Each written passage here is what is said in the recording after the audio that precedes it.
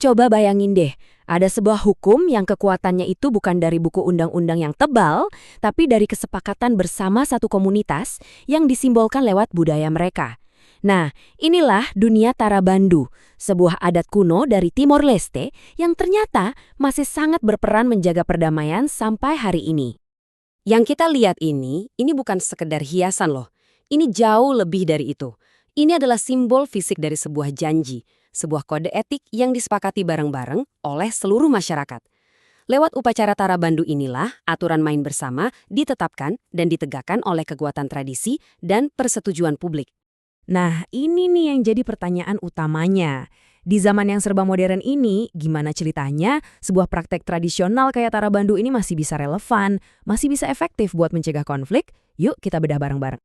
Oke, jadi pertama-tama, kita harus paham dulu apa sih sebenarnya Tarabandu itu. Ini bukan cuma soal daftar larangan ya, ini lebih dalam lagi. Ini pada dasarnya adalah sebuah kontrak sosial yang hidup dan bernafas di tengah-tengah masyarakat. Jadi intinya tuh begini, Tarabandu tuh adalah sebuah proses. Proses untuk semua orang duduk bareng dan sepakat. Kekuatannya datang dari persetujuan publik untuk menentukan mana yang boleh dan mana yang tidak.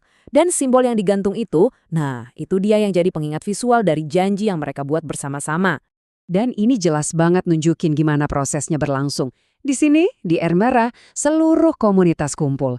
Ini bukan rapat tertutup para petinggi ya, ini acara publik, di mana semua orang bisa lihat, semua orang ikut jadi saksi, dan jadi bagian dari perjanjian yang nantinya mengikat mereka semua. Tentu saja, namanya perjanjian yang nggak akan lengkap kalau nggak ada aturan yang jelas dan pastinya konsekuensi kalau ada yang melanggar. Jadi gimana sih persisnya mekanisme ini bekerja? Yuk kita lihat lebih dalam. Umumnya, cakupan Tarabandu itu bisa kita bagi jadi 3 area besar. Pertama, jelas hubungan antar manusia, misalnya dilarang berkelahi atau mencuri. Kedua, hubungan dengan hewan, ini penting banget buat mencegah konflik, misalnya soal ternak yang merusak kebun tetangga. Dan yang ketiga, ini yang luar biasa penting, hubungan dengan lingkungan, kayak melindungi mata air atau melarang pembakaran hutan. Nah, ini yang menarik banget lihat deh gimana sanksinya berevolusi. Kalau dulu, hukumannya itu lebih bersifat spiritual ya, kayak harus mengorbankan hewan atau ada kepercayaan soal ganjaran gaib. Tapi sekarang, wah, udah jauh lebih modern. Ada denda uang, ada kerja sosial, dan kadang-kadang Polisi Nasional atau PNTL bahkan ikut turun tangan buat menegakkannya. Tapi pertanyaannya, apa sih yang bikin sebuah Tarabandu itu benar-benar berhasil dan dipatuhi? Jawabannya sebenarnya cuma satu kata, legitimasi. Kutipan ini benar-benar merangkum semuanya. Sebuah aturan Tarabandu itu sekali lagi nggak bisa dipaksakan dari atas. Keberhasilannya itu murni bergantung pada sejauh mana masyarakat merasa ini aturan kita yang bikin. Tanpa keterlibatan warga yang tulus, ya semuanya cuma bakal jadi upacara kosong tanpa arti. Biar lebih kebayang, kita lihat aja contoh nyata. Di satu sisi ada Tarabandu yang sukses besar karena idenya datang dari warga sendiri. Di sisi lain, ada kasus di KOM yang ampun, gagal total. Kenapa? Karena prosesnya nggak melibatkan komunitas, terutama anak mudanya nggak diajak ngobrol. Lokasinya juga keliru, masa bikin acara sakral di resor wisata. Simbol-simbol budayanya juga banyak yang dilewatkan. Ya wajar aja kalau akhirnya komunitas nggak merasa memiliki aturan itu. Sekarang kita masuk ke area yang jujur cukup rumit. Ini adalah inti dari tantangan yang dihadapi negara modern seperti Timor Leste. Gimana caranya menyandingkan keadilan tradisional dari Tarabandu dengan sistem hukum formal negara? Nah, ini dia dilemanya. Gimana dong kalau aturan kuno dan hukum modern ini ternyata tabrakan? Bagaimana caranya menyeimbangkan dua sistem peradilan yang berjalan beriringan ini? Ini bukan masalah yang dihadapi Timor Leste doang loh. Di satu sisi, Tarabandu ini sangat membantu, bisa menyelesaikan masalah-masalah kecil dengan cepat. Jadi beban pengadilan formal jadi lebih ringan. Tapi di sisi lain, disinilah konfliknya muncul. Kalau Tarabandu dipakai buat menangani kejahatan serius kayak pembunuhan atau KDRT, ini bisa jadi bahaya.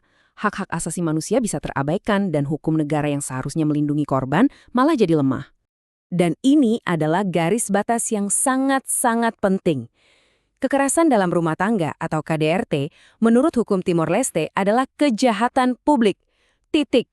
Artinya kasus kayak gini harusnya ditangani sistem formal. Kalau malah diselesaikan lewat Tarabandu, ada resiko besar banget hak-hak korban yang kebanyakan perempuan jadi nggak terlindungi seperti seharusnya. Tapi, jangan salah sangka dulu ya. Tarabandu ini bukan peninggalan masa lalu yang kaku dan nggak bisa diubah.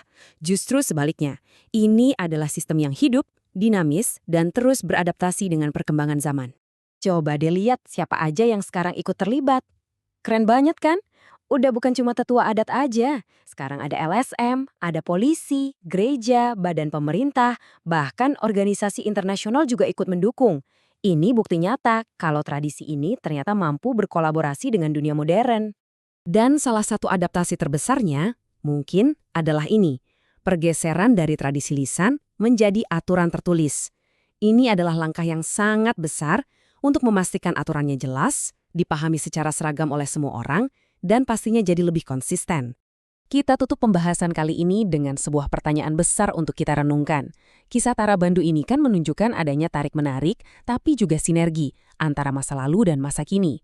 Jadi pertanyaannya sekarang bukanlah apakah tradisi masih punya tempat, tapi lebih ke bagaimana kita bisa memadukannya secara adil dan bijaksana.